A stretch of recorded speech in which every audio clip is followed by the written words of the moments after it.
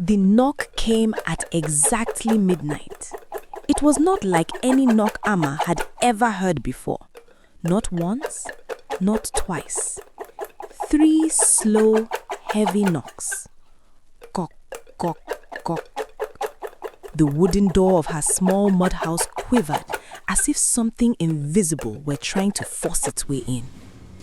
Amma Nina sat upright on her mat, her heart slamming against her chest. Her thin, elongated face with protruding, fearful eyes reflected both terror and resolve. She stood in her usual yellow wrapper and headscarf, her wide hips stiff with caution. Behind her, Yao Mensa, her son, clutched her waist, his wide eyes almost bulging with fear. The shadows from the flickering lantern danced across the mud walls, creating ghostly shapes that made Amma's heart pound like a drum. She whispered, "Yao, stay behind me," but even her soft voice trembled. The knocking became louder, heavier, as if the door itself were alive. Suddenly, a faint glow appeared through the cracks, and Amma could swear she saw 2 eyes staring at her from the darkness, glowing, unnatural, and ancient. She took a deep breath. Outside her wooden door, a voice whispered softly, "Amma, open the door. It is me." Her blood ran cold. That voice, she knew that voice.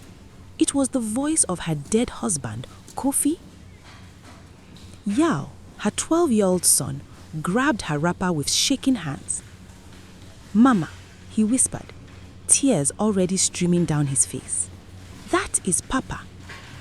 The knocking came again, harder this time. "Amma, why are you pretending you don't hear me?" The wind howled like something angry. Every part of her wanted to open that door, to see him, to hear him, to touch him again. Her hand reached for the wooden latch. Then, like thunder in her memory, the words of the strange old man echoed in her mind.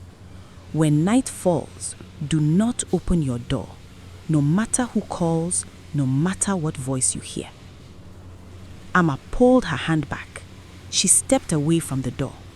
And that decision saved her life. Amma lived in Aswam, a small farming village tucked between thick forests in Ashanti region, Ghana. It was the kind of village where everyone knew everyone's business. A village where news traveled faster than smoke. The village was alive with the scent of freshly harvested yams, the chatter of women pounding fufu, and children running barefoot across the reddish dirt roads. Years earlier, Amma had grown up in this very village, the youngest of 5 siblings. Her mother, Abena, was a kind woman who had passed down the tradition of welcoming strangers. Amma remembered how her mother would kneel and prepare bowls of food for weary travelers, often giving more than her family could afford. Her thin, elongated face and protruding eyes reflected both curiosity and empathy even as a child. Amma's father had died when she was 12, leaving her to help care for her younger siblings.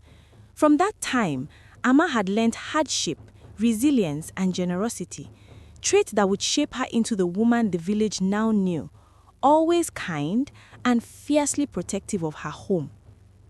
Yao, her 12-year-old son, had inherited his mother's cautious nature, though he was also curious, brave, and eager to learn.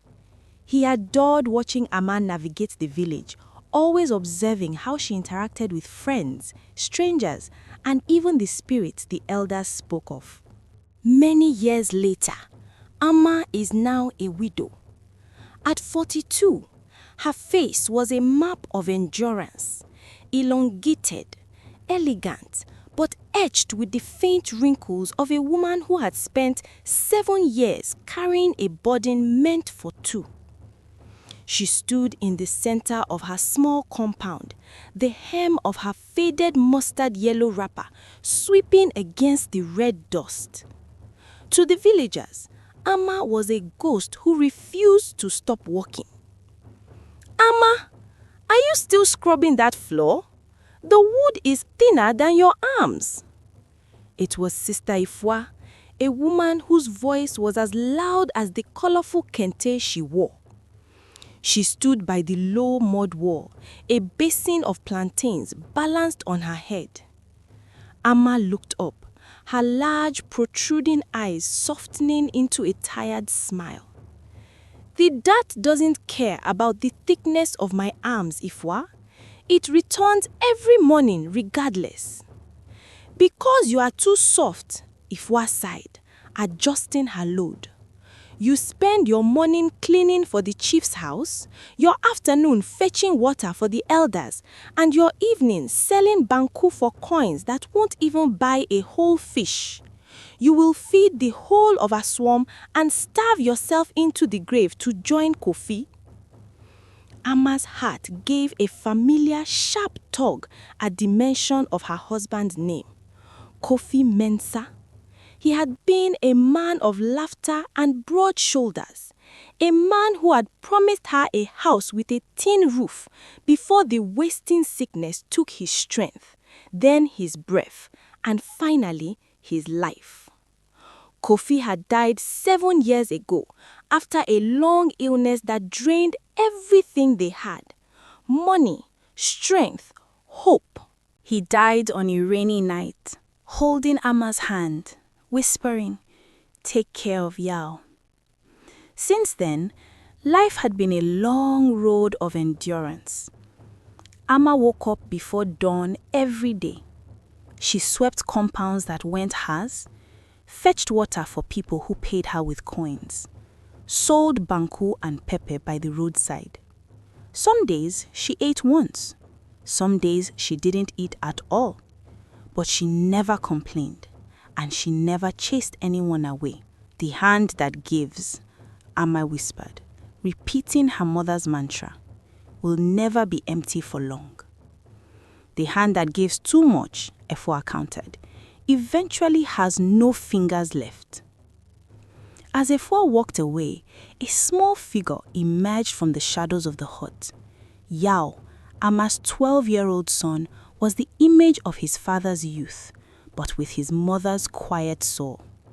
He wore a dusty red tunic, his limbs long and thin, his head looking slightly too large for his gaunt frame, the mark of a boy who grew faster than his stomach could be filled.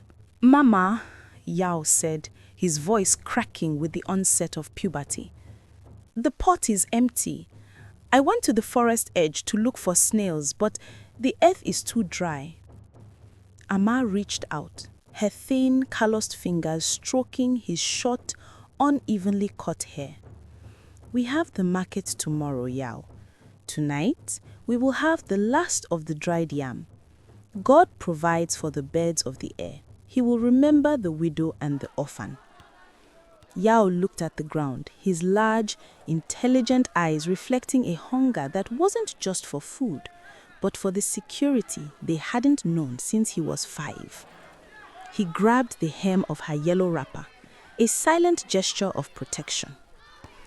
Yao was her joy, a bright boy with sharp eyes and gentle manners. He helped her carry water, cooked when she was tired, and read his books by lantern light. "Mama," he often said, "when I grow up, I will make life easy for you." Amma always smiled, though her eyes carried quiet worry. Meanwhile, the women in the village often talked. "Amma is too soft," one said. "She will feed a stranger and starve her one child," another added. Amma heard them. She said nothing. One morning, she was carrying a basket of yams to the market, carefully balancing it on her head while Yao helped by carrying smaller baskets. The villagers greeted her warmly, some even stopping to ask advice on farming or for a bit of shea butter she always carried to heal minor wounds. But in the distance, in the thick forest that bordered the village, 3 figures watched silently. They were strangers, but something about them was not ordinary. As they approached the forest edge on the way from the market with their empty baskets, Yao slowed his steps. "Mama," he whispered, "look." Under a massive oak tree, 3 strangers sat. They looked worn, hungry, defeated. Amma felt something stir in her chest. She could have walked past. She had seen many travelers pass through, but these strangers were different.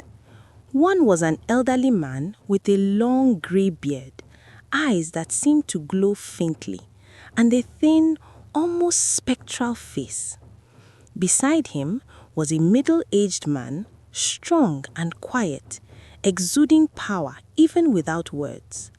The third was a young woman, her face soft but unreadable, her eyes calm yet piercing. Amma's heart told her they were in need, and her nature would not allow her to ignore them. She invited them to her home. They accepted with a nod, walking slowly, almost reverently, into her small mud house with thatched roof.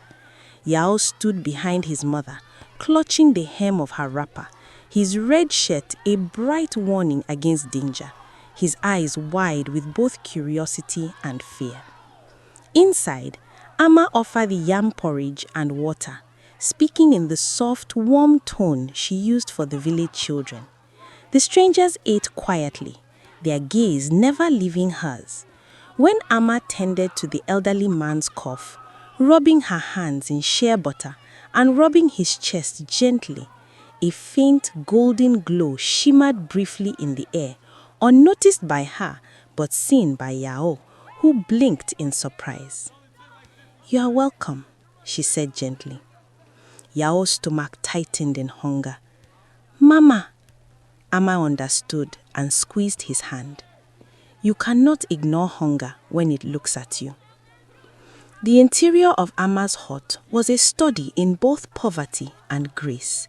The floors were meticulously swept, and a single lantern sat on a wooden crate, casting long, flickering shadows that danced across the ceiling. Yet she shared everything. She divided the yams equally, added more water to the soup, smiled as if it was enough. The strangers ate slowly and gratefully. "You did not ask who we are," the young woman said quietly. Amma shrugged, smiled, and said, "When a person is hungry, names don't matter." That night, Amma and Yao slept on the floor so the strangers could use the rickety old bed.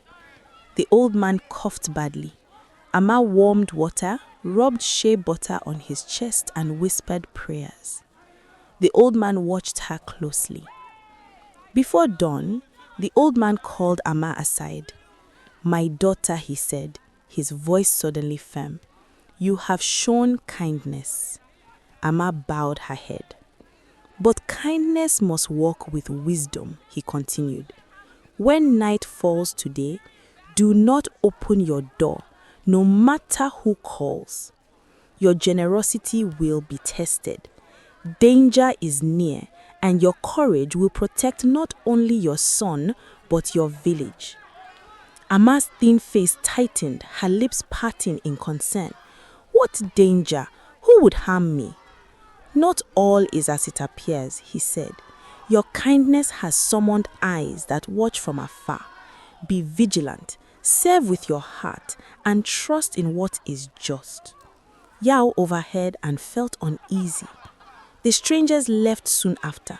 They entered the forest and vanished. Amma stood inside her house pondering what she just heard. Back to where it all started. Now the knocking grew violent. Amma pulled her hand back as if the latch were made of red-hot iron. She stepped away from the door, pulling Yao into her arms, shielding his ears with her hands. "You are not my husband," she cried out, her voice trembling but certain. "My husband is at peace with the ancestors. You are a shadow. You are a lie." A terrifying silence followed. Then the voice changed. It was no longer Kofi. It was a guttural, multi-layered screech that sounded like metal tearing. "Open this door, woman!" The door shook with such violence that dust rained down from the thatch. Something began to scratch at the wood, deep, rhythmic gouges that sounded like giant talons. Yao screamed, burying his face in Amma's cloth. Amma dropped to her knees. She didn't pray for money or for a tin roof. She prayed for the strength to remain behind the door. God of the living, God of the dead, protect the house of the widow. A final ear-piercing scream echoed through the forest, followed by a sound like a great tree falling. The ground trembled, and then absolute chilling silence. At dawn, villagers gathered. Deep claw marks scarred Amma's hut door. An old man shook his head. That was no human. Another whispered. She survived because something protected her. That afternoon, the strangers returned, but they were no longer ordinary. They glowed. The old man stood tall. "We are watchers," he said. "We test the hearts of men." The spirit that came last night, the Sasabonsam of the deep woods, feeds on greed and fear, the young woman added, her eyes now brilliant orbs of light. It uses the voices of the loved and the lost to lure the kind-hearted into the dark. But kindness, when tempered with wisdom, burns it like a sun. The old man stepped forward and touched Amma's forehead. A warmth spread through her, washing away the 7 years of exhaustion, the grief of the widowhood, and the fear of the night. "Your suffering ends today, Amma," the watcher said. "You gave when you had nothing. Now you shall have everything." From that day forward, Amma's life was transformed. She didn't just find work, she became a famous merchant that people traveled from Accra to trade with. Yao received a scholarship to the finest schools, growing into a man of great wisdom and strength, always wearing a touch of red to remember the night his mother saved him. Her house was no longer mud and thatched, but a beautiful structure with a roof that gleamed like a silver mirror under the sun. But Amma never changed her heart. She still wore her yellow wrappers. She still welcomed every stranger who sat under the oak tree. She still shared her yam and her soup. But now, when the sun set, she would look at her son and smile. "Kindness can save you," she would tell the children of the village. "Wisdom will keep you alive, and the universe never ever forgets a good heart." So what does this story teach us? It reminds us all that generosity brings blessings in ways unseen, that courage under fear strengthens spirit and family, that children learn from observing their parents' character, that spiritual protection rewards faith, courage, and kindness, that true tests reveal inner strength. If this story touched your heart, please like, share, and subscribe. Until next time, remember, a good heart never goes unrewarded.